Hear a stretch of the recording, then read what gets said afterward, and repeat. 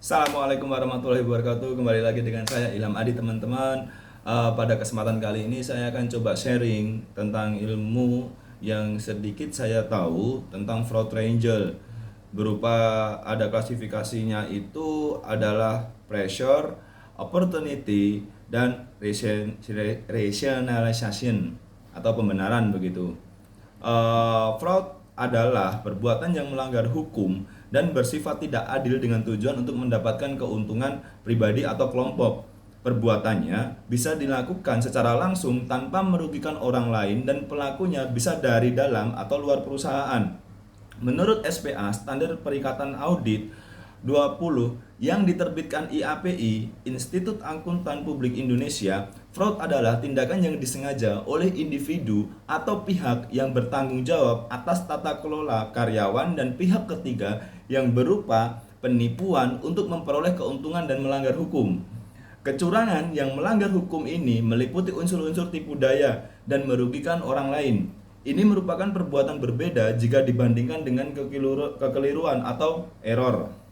Apa bedanya? Yang membedakan adalah tindakan yang mendasarinya sehingga mengakibatkan salah saji dalam laporan keuangan, yaitu tindakan yang dilakukan dengan sengaja atau tidak sengaja.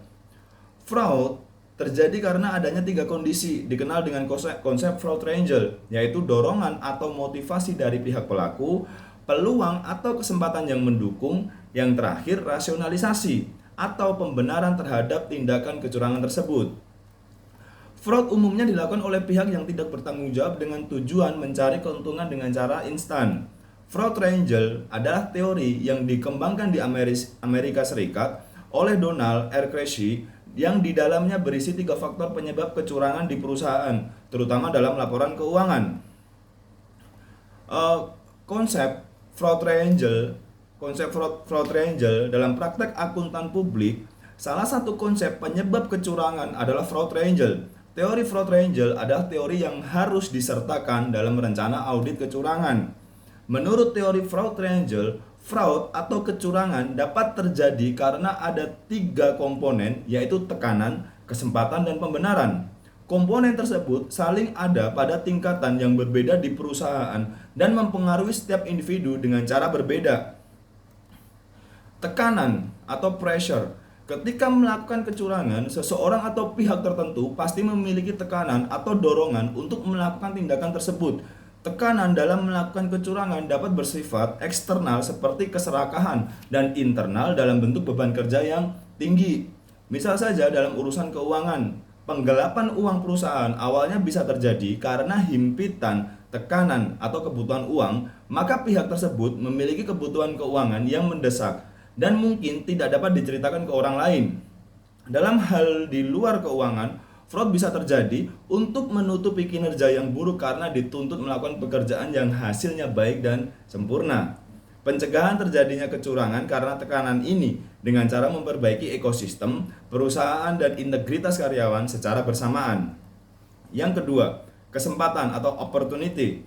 Kesempatan adalah komponen kedua dalam fraud triangle. Maksudnya yaitu adanya peluang untuk melakukan kecurangan. Kesempatan memiliki peluang paling atas sehingga perusahaan wajib memberikan proses dan prosedur yang membuat karyawan tidak bisa melakukan kecurangan dan dapat mendeteksi kecurangan lebih awal. Ada dua persepsi mengenai kesempatan dalam melakukan kecurangan. Antara lain, satu, adanya pengetahuan yang didengar dan dilihat bahwa kalau melanggar tindakan kecurangan tidak mendapatkan konsekuensi. Yang kedua, technical skill atau keahlian seseorang untuk mendapatkan posisi tertentu dan bisa melakukan kecurangan. Opportunity atau peluang berhubungan dengan integritas seseorang. Ketika seseorang memiliki integritas rendah dan ternyata pengendalian internal di perusahaan lemah, maka ada kesempatan melakukan fraud. Yang ketiga, pembenaran, rasionalisasi. Pembenaran dalam fraud triangle adalah komponen yang sulit diukur. Pelaku mencari pembenaran dari tindakannya yang salah. Melakukan pembenaran dalam kejahatan adalah motivasi agar tetap dilakukan tindakannya tersebut. Pembenaran juga biasanya bersifat situasional seperti ini untuk tujuan baik. Saya hanya meminjam uang ini, akan saya kembalikan nanti, atau saya tidak merugikan orang lain, padahal dia melakukan tindakan yang salah. Cara mencegah fraud. Setelah mengetahui komponen apa saja yang dapat menyebabkan kecurangan dalam teori fraud triangle, maka kita dapat mencegah dan memberantas kecurangan pada perusahaan atau di sekeliling kita. Kalau faktor penyebabnya adalah tekanan, maka perlu ada penegakan hukum mengenai aturan kerja yang tetap berpusat pada kepentingan pekerja. Ini agar pemimpin perusahaan tidak lagi menekan bawahannya di tempat kerja dan karyawan juga disiplin di perusahaan. Jika faktor penyebabnya karena ada kesempatan, perlu ada sistem atau perbaikan sistem yang sudah diterapkan sebelumnya, sehingga tidak ada kesempatan bagi pihak tertentu untuk melakukan kecurangan karena ada SOP. Nah, apabila kecurangan disebabkan karena pembenaran, maka moral dan etika karyawan perlu ditingkatkan agar lebih berintegritas.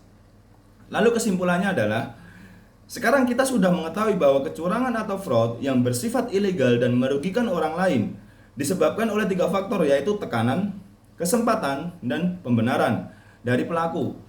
Bentuk kecurangan di perusahaan atau bisnis dapat berupa korupsi, penyalahgunaan aset, dan kecurangan dalam laporan keuangan. Demikianlah yang bisa saya sampaikan terkait dengan fraud triangle ini, yang notabene itu tidak lepas dari sekeliling kita ketika kita bekerja dalam satu kelompok dalam perusahaan tersebut, begitu. Semoga bermanfaat teman-teman. Apabila ada kurangnya saya mohon maaf. Assalamualaikum warahmatullahi wabarakatuh.